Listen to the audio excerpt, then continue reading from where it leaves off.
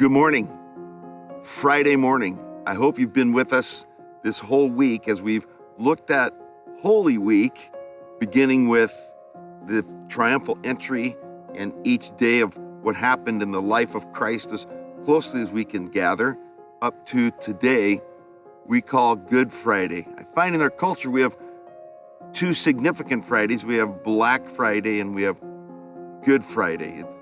Black Friday is about getting, and Good Friday is about giving. Black Friday is about spending, and Good Friday is about investing. Black Friday is about selfishness, and Good Friday is about unselfishness. And today we're looking at what we call Good Friday. And the truth is, it's odd, it's conflicting because it's a Good Friday, but Jesus died on this Friday. But the good news is that Jesus died so that you and I can live.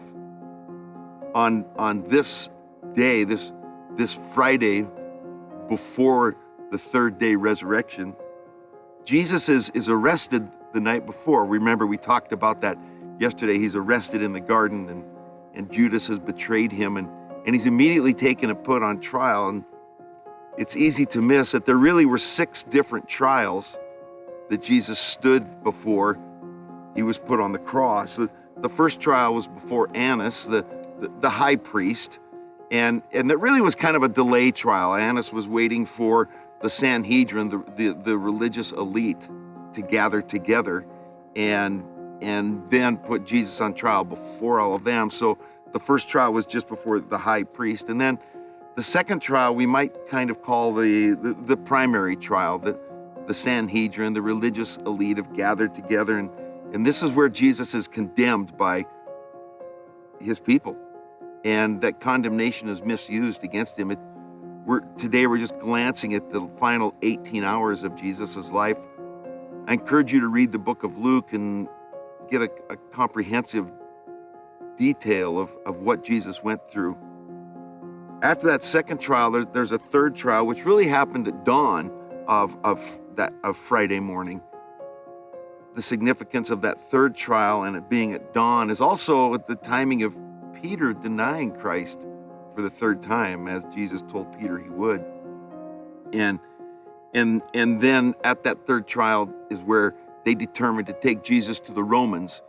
In the Jewish law, they couldn't condemn someone to death. They needed the Romans to make that final condemnation. So after having 3 of their own religious trials, they determined there was enough against Jesus to take him to the Romans for the fourth trial, which was before Pilate.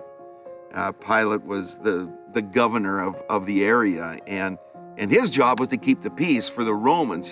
He was to not allow riots or upheavals when there was these large gatherings annually. And so he stands before Pilate, and then after that fourth trial before Pilate, there's the fifth trial, which is where he is taken before Herod. And Herod asks him some interesting questions. In fact, Herod wants to see miracles.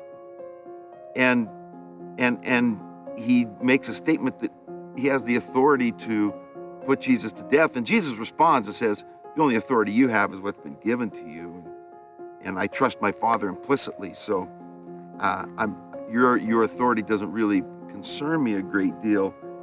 But Herod was looking for that miracle. And so when Herod was frustrated and couldn't see a miracle, and Jesus wouldn't perform for him, well, Herod sent him back to Pilate, and for that sixth and final trial. And at this scene, this is where Pilate tries him again, and then actually washes his hands. He publicly gets a tub of water and washes his hands and says, I'm innocent of the blood of this man, which really is not true.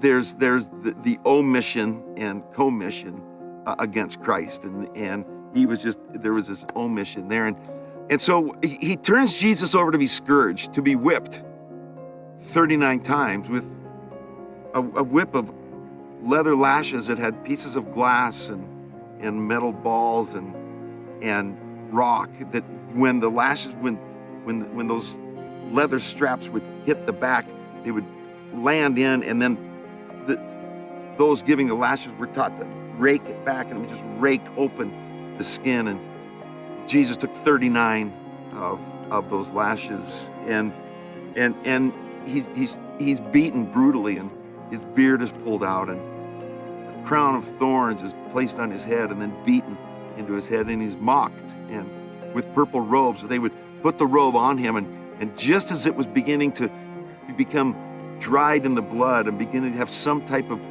scabbing, they would rip that purple robe off of him and mock him some more, and hit him and strike him and ask him to prophesy who was the one.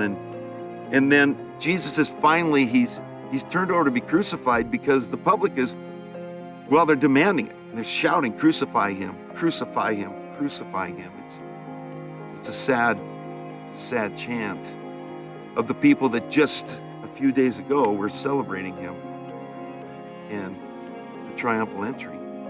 And then at that moment also, once Jesus is sentenced to crucifixion, Judas kills himself. He realizes the size of his betrayal and ends his life.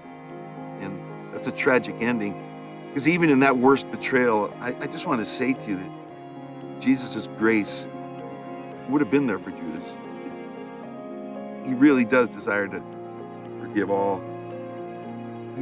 So he has these 6 trials, and he's turned over for crucifixion, and then they make him carry his own cross through what was called the North Gate. They made him carry his own cross to where they were going to crucify him. And crucifixions weren't new in that era. There was crosses along the road where there was different tortures of being hung on a cross for criminals. Jesus was dying a common criminal's death. This wasn't a significant way to die in the Roman world. It was a common way to be punished. And so Jesus goes before these 6 trials, but yet on the cross he makes 7 statements. I find it interesting that when we stand before man, there were 6 trials, but when he's hanging before his Father, he's got 7 statements, the perfection of man. And his first statement comes from his mission statement on his life. Father, forgive them. They don't know what they're doing. I don't know how to do that. I don't know how to be that full of grace and that full of love. In fact, I think that we say the opposite. We say, oh, they know exactly what they're doing. They deserve some kind of retribution. But Jesus on that cross, after 18 hours of punishment, brutal mistrials, the first statement he makes is, Father, forgive them. Powerful. And then, remember there's 2 thieves, one hung on each side of him, and one of the thieves says to Jesus, basically, forgive me and remember me when you come into your kingdom. And Jesus says to him the good news of the gospel: today you can be with me in paradise. Who does that? Who's dying on the cross? And their first statement is grace, forgive them, they don't know what they're doing. Forgive them in their ignorance. And the second one is, I forgive you, thief, who deserves the trial and the death that you're having. I forgive you, and today you're going to go to heaven with me. And then another part of his characteristic shows up, his generosity.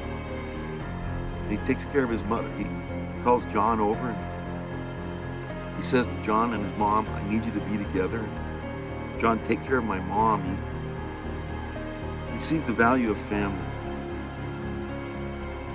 The next statement Jesus makes kind of breaks my heart because of the reality of saying, my God, why have you forsaken me? It's really the first time we see him asking why this has to happen. It's really the first time we see him acting like he's not certain of what's going to happen. And so he says, my God, why have you forsaken me? And at that moment, Jesus was rejected by both his heavenly Father and his earthly Father. And He was suspended between the two. An innocent man who just continues to give. And then he makes his statement, I'm thirsty. I'm thirsty. And when they tried to give him something to numb the pain, he wouldn't even take it. He wanted to face it and take all of our pain straight on. Then he says, it is finished. What was finished? Not the death. Listen, they were saying to him, come down off the cross. Statements were made that said, he saved others, he can't even save himself. That's so true. He couldn't save himself, not because there was nails in him. 12,000 nails couldn't have held him on that cross. He couldn't save himself because he loves us so much. His love compelled him to stay there on that cross. And he says, it's finished. Right there, he says, it's done. I've completed my mission. Then he goes back to his dad and he says, Father, into your hands, I commit my spirit. I trust you. I commit my whole being to you, my Father. And then about 3 o'clock in the afternoon, which was the time that if you were following the traditional Passover, that they were also practicing the slaying of the lamb and all the other pieces of the traditional Passover. About that time, the veil in the temple tore, and that's so significant. The scripture tells us it tore from the top to the bottom. No one could reach the top. It's impossible for a human to have been able to just reach up and tear the veil. And if you understand the measurements of the temple, the veil was nearly 6 inches thick and multiple layers, and yet it tore from the top to the bottom. And the importance of that is so important for you and I to catch today, because it gave us access to the Holy of Holies. He said, no more does it take another man to come between us and God. I give you full access. Full access. I rend the veil. It can't be put back together, so that you and I can enter in and have this personal relationship with him. And then it says, as though all of that beating wasn't enough, they pierced his side. Blood and water came out. It was prophesied that not a bone would be broken, which is a miracle after all he went through. Another miracle. The beatings and the brutality of the 18 hours before this moment, and not a bone broken. Yet the Psalms tells us on that cross, he was so brutalized, he wasn't recognizable as a man. And he went through that for you and I. And then as the Passover lamb is slain in the temple, at sundown, Jesus is buried. On Good Friday, he died, was buried, and it seemed all hope was lost.